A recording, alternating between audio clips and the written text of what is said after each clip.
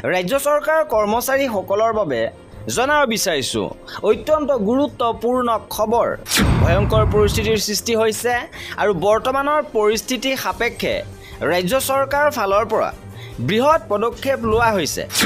চলিত পৰিস্থিতিৰ প্ৰতি লক্ষ্য ৰাখি অসমত গ্ৰহণ কৰিব লগা বিশেষ ব্যৱস্থা সন্দৰ্ভত বিশেষ জাননী প্ৰকাশ পাইছে, য'ত কৰ্মচাৰীসকলৰ বাবে কেইবাটাও গুৰুত্বপূৰ্ণ নিৰ্দেশনা আছে। সবিশেষ আপোনালোকক জনাব বিচাৰিছোঁ। ভিডিঅ'টো প্ৰথমৰ পৰা শেষলৈকে চাই থাকিব। চলিত পৰিস্থিতিৰ প্ৰতি লক্ষ্য ৰাখি অসমত গ্ৰহণ কৰিব লগা বিশেষ ব্যৱস্থাসমূহ এনেধৰণৰ। জিলা প্ৰশাসন আৰু বিভাগৰ মুৰব্বীসকলে সকলো কৰ্মচাৰীৰ শেহতীয়া যোগাযোগ সবিশেষ, মোবাইল নম্বৰ, ইমেইল আৰু ঠিকনা মজুত ৰাখিব। চিকিৎসালয় আৰু স্বাস্থ্য প্ৰতিষ্ঠানসমূহে স্বেচ্ছাসেৱী ৰক্তদাতাসকল, বিশেষকৈ বিৰল ব্লাড গ্ৰুপৰ লোকসকলৰ এক আপডেট ৰেজিষ্ট্ৰি মজুত ৰাখিব আৰু চিকিৎসালয়সমূহত জৰুৰীকালীন অৱস্থাৰ বাবে পৰ্যাপ্ত উপলব্ধতা নিশ্চিত কৰিবলৈ ইন্ধন আৰু চিকিৎসা সামগ্ৰীৰ পুনৰীক্ষণ কৰিব লাগিব। সকলো ক্ষেত্ৰভিত্তিক কাৰ্যালয়ে যিকোনো আকস্মিক প্ৰয়োজনীয়তাত সহায়ৰ বাবে 24 ঘণ্টীয়া তৎপৰতাৰ বাবে সাজু থাকিব লাগিব। প্ৰতিৰক্ষা বাহিনীৰ চৰকাৰী দল বা কনভয়ৰ মসৃণ চলাচল আৰু লজিষ্টিক সুবিধাৰ বাবে জিলা আৰু ৰাজ্যিক পৰ্যায়ত সমন্বয় প্ৰণালী সক্ৰিয় কৰা হ'ব। অসমৰ পৰা ৰাজ্যৰ বাহিৰত নিযুক্তি পোৱা প্ৰতিৰক্ষা বাহিনীৰ পৰিয়ালসমূহৰ সৈতে নিৰন্তৰ যোগাযোগ ৰখা সুনিশ্চিত কৰা আৰু প্ৰয়োজনীয় সাপেক্ষে যিকোনো সহায়ৰ আশ্বাস প্ৰদান সুনিশ্চিত কৰা হ'ব।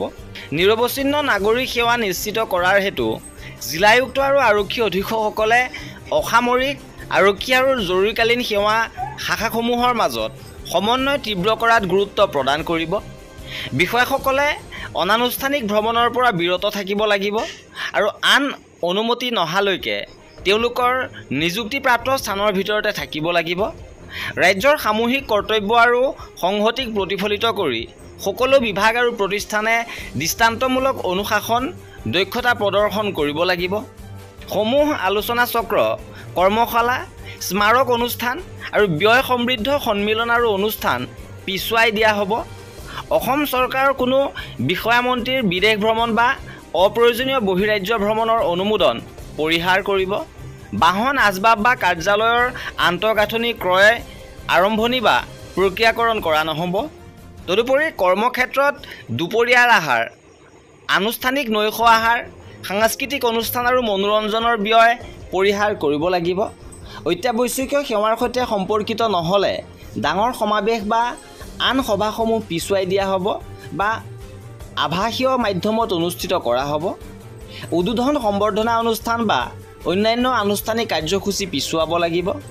ৰাজহুৱা তথ্যৰ প্ৰচাৰত বিশেষভাৱে প্ৰয়োজনৰ বাদে কোনো প্ৰিণ্টিং বা প্ৰচাৰ সামগ্ৰী, বিজ্ঞাপন বা দৃশ্য শ্ৰাব্য সমল প্ৰস্তুত কৰা নহ'ব। অপ্ৰয়োজনীয় প্ৰশিক্ষণ কাৰ্যসূচী বা ভ্ৰমণৰ সৈতে জড়িত কাৰ্যসূচীসমূহ পুনৰ নিৰ্ধাৰণ কৰা হ'ব। সকলো বিভাগে চলিত কামবোৰ পৰ্যালোচনা কৰিব আৰু অনুমোদন সাপেক্ষে অগ্ৰাধিকাৰযুক্ত নোহোৱা ব্যয়সমূহ স্থগিত ৰাখিব।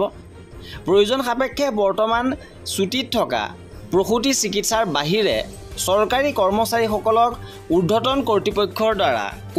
কৰ্তৃপক্ষৰ দ্বাৰা সিদ্ধান্ত লোৱাৰ সময়ত পুনৰ কৰ্মক্ষেত্ৰলৈ মতা হ'ব পাৰে আৰু 24 ঘণ্টাৰ ভিতৰত কৰ্মত নিযুক্ত হ'ব পৰাকৈ উপলব্ধ থাকিব লাগিব।